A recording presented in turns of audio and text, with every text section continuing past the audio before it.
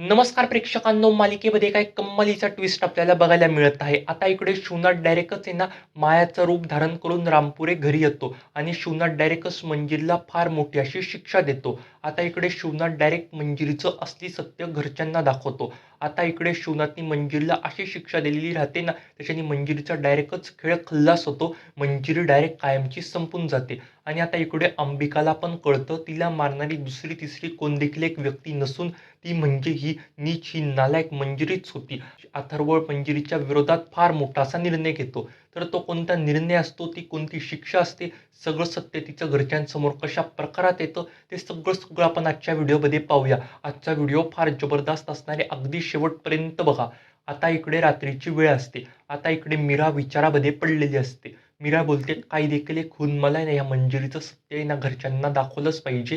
हिचं असली सत्य घरच्यांसमोर आणलंच पाहिजे. हिने जो मुखवटा घातला आहे ना, तो मुखवटा उतरवलाच पाहिजे. आणि इकडे मीराला ना प्रचंड असं टेन्शन आलेलं असतं. आता इकडे दुसऱ्या दिवशी सकाळी प्रेक्षकांनो काय मस्त असा चमत्कार होतो. आता इकडे डायरेक्ट शिवनाथ आहे ना, त्या नीच त्या नालायक मंजिरीच्या तावडीतनं सुटतो. आता इकडे महागौरी आजी येऊनच आहे ना, शिवनाथला डायरेक्ट त्या मंजिरीच्या तावडीतनं सोडते. आणि आता इकडे ना मंजिरीला तर प्रचंड असा धक्का लागतो. मंजिरी बोलते, शिवनाथ, तो शिवनाथ कुठे गेला बरं? अचानक तो शिवनाथ गायबच कसं काय झाला बरं? आता इकडे मंजिरीला 440 वॉटचा फार मोठा असा झटका लागलेला असतो. आता इकडे प्रेक्षकांनो डायरेक्ट शिवनाथला आहे ना, महागौरी आजी फार मोठी अशी शक्ती देते. आता इकडे महागौरी आजी शिवनाथला शक्ती देऊन डायरेक्टच आहे ना, त्या मायाच्या रूपामध्ये आणते आणि डायरेक्टच महागौरी आजी म्हणते आता शिवनाथला, हे बघ, आता तुझ्याकडे हे मायाचं रूप आहे. हे रूप धारण करून आता तू रामपुरे घरी जा आणि मंजिरीचं असली सत्य घरच्यांसमोर आण. तेव्हा शिवनाथ पण बोलतो, पण मी आता पुढे काय करू? मी काय केलं पाहिजे? हे रूप मी तर धारण केलंय, पण आता मी पुढे काय करू बरं? आता प्रेक्षकांनो महागौरी आजी शिवनाथला फार मोठा असा प्लॅन सांगते आणि त्या प्लॅनने डायरेक्टच मंजिरीचं असली सत्य ना घरच्यांसमोर येणार राहतं. आता इकडे प्रेक्षकांनो शिवनाथ डायरेक्ट रामपुरे घरी येतो आणि तिथे मंजिरी पाहते तर काय, मंजिरीला 440 वॉटचा फार मोठा असा झटका लागतो. मंजिरी बोलते, माया, ही माया इथे आलीच कसं काय बरं? आता प्रेक्षकांनो मीरा डायरेक्टच आहे ना माया पुढे जाते, म्हणजेच काय, शिवनाथ पुढे जाते. आणि आता इकडे मीरा बोलते, माया तू या घरी आली कसं काय बरं? तुझी हिंमत कसं काय झाली बरं या घरी यायची?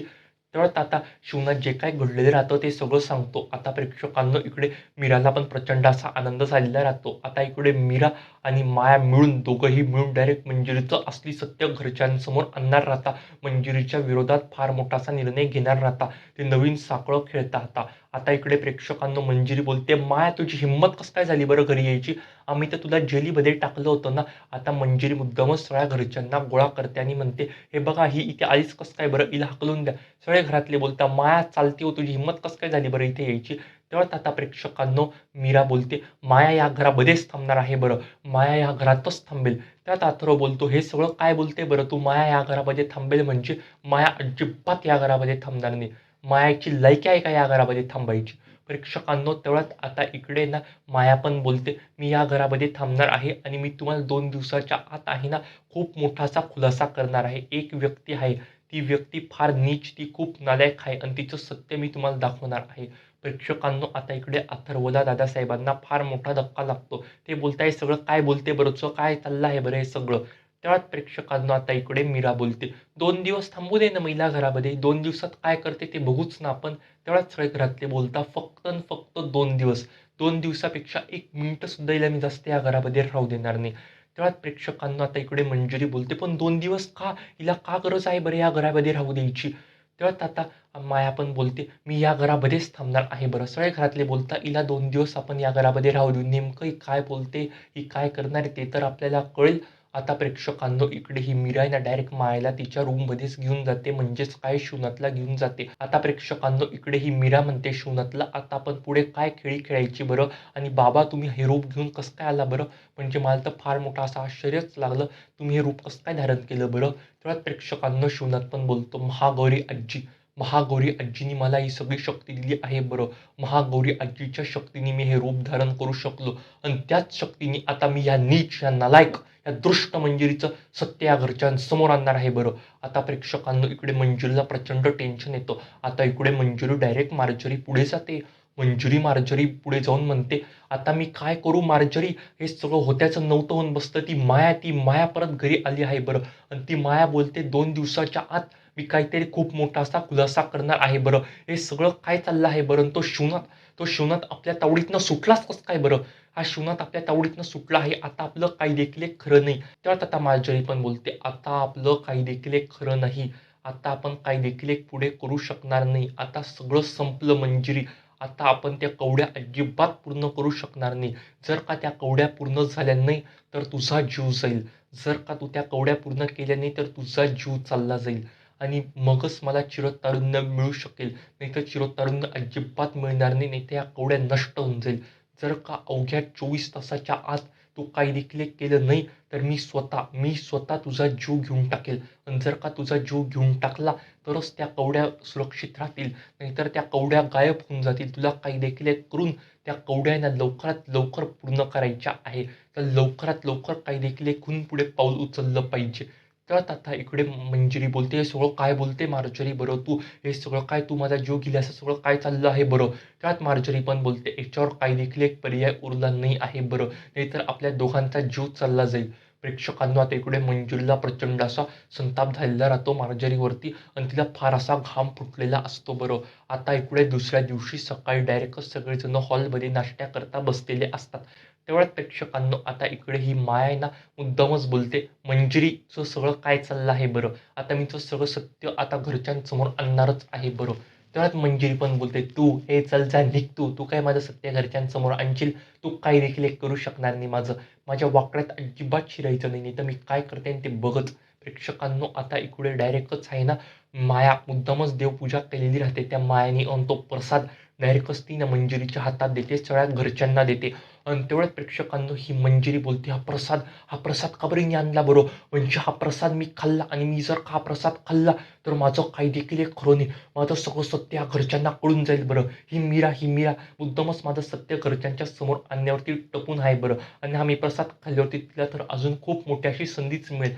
ती मंजिरी तो प्रसाद खायला मुद्दामच नकार देत असते नेहमीप्रमाणे. मंजिरी मुद्दाम नाटकं करत म्हणते, "आज माझा उपवास आहे बरं. आपल्या घरच्यासाठी मी उपवास ठेवला आहे बरं." त्याच वेळी घरातले बोलतात, "उपवास-बिपवास काही नाही. तू दरवेळेस प्रसाद खायला असेच काही ना काही कारणं देते. तुला हा प्रसाद खावाच लागेल." आता प्रेक्षकांनो इकडे ही मंजिरी तो प्रसाद खाते आणि तिचं अंग डायरेक्ट असं काळं पडायला लागतं. मंजिरीला फार मोठा असा त्रास होतो. मंजिरी एकदम घाबरून गेलेली असते. मंजिरी बोलते, "हे सगळं काय होत आहे बरं माझ्याबरोबर? हे सगळं काय होतंय? वाचवा, वाचवा, वाचवा." तिचा अंग एकदम जळजळायला लागतो. आता प्रेक्षकांनो मंजिरी ना मुद्दामच एकदम घाबरून गेलेली राहते आणि ती नवीन तिची चाल खेळते. मंजिरी बोलते, "या प्रसादामध्ये काहीतरी होतं. याच्याने मला हे सगळं होत आहे बरं. या प्रसादावरती बहुतेक अघोरी विद्या असेल बरं." तेव्हा प्रेक्षकांना आता इकडे अथर्व बोलतो, "बस, बस झालं आई.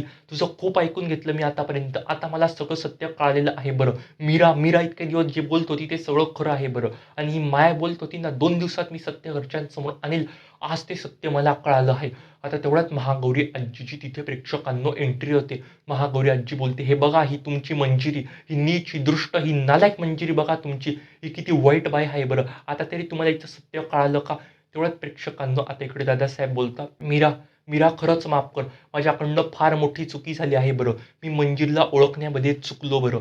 आता प्रेक्षकांनो इकडे शिवनाथ डायरेक्टच आहे ना त्याच्या रूपामध्ये येतो. तो मायाच्या रूपातनं त्याच्या रूपामध्ये येतो. सगळ्या घरातल्यांना फार मोठा असा धक्का लागतो. सगळे बोलतात, "हे काय अचानक माया गायब झाली, ते शिवनाथ आले. म्हणजे मीराचे बाबा आले. त्यांच्याकडे तर फार मोठी अशी शक्ती आहे बरं. म्हणजे मीराचे बाबा बोलत होते ते सगळं खरं होतं बरं. आम्ही त्यांच्या बोलण्यावर अजिबात विश्वास ठेवला नाही." आता प्रेक्षकांनो शिवनाथ बोलतो, "त्या वाईट शक्तीने माझ्या मुलीला मारून टाकलं. वाईट शक्तीने माझ्या बायकोला मारून टाकलं." आता प्रेक्षकांनो तिथे अंबिका येते आणि अंबिकाला जे काय घडलेलं राहतं ते सगळं कळतं. अंबिकाला प्रचंड असं वाईट वाटतं. अंबिका बोलते, "आई तुम्ही असं वागाल मला असं अजिबात वाटलं नव्हतं. तुम्ही फार चुकीचं वागला आहात बरं. तुम्ही फार चूक केली. तुम्ही मला मारून टाकलंय. तुम्ही फार चुकीचं केलं आहे बरं." आता प्रेक्षकांनो इकडे सगळे घरातले बोलता, "या मंजिरीला तुम्ही एकदावसं घेऊन जा बरं." आता इकडे महागौरी आजी आणि शिवनाथ मिळून त्या मंजिरीला डायरेक्टच घेऊन जाता आणि आजचा हा भाग इथेच संपतो. अशाच मालिकेच्या डेली अपडेटसाठी आपल्या चॅनेलला आता सबस्क्राईब करा, लाईक करा आणि कसा वाटला भाग ते कमेंट करून सांगायला अजिबात विसरू नका. धन्यवाद.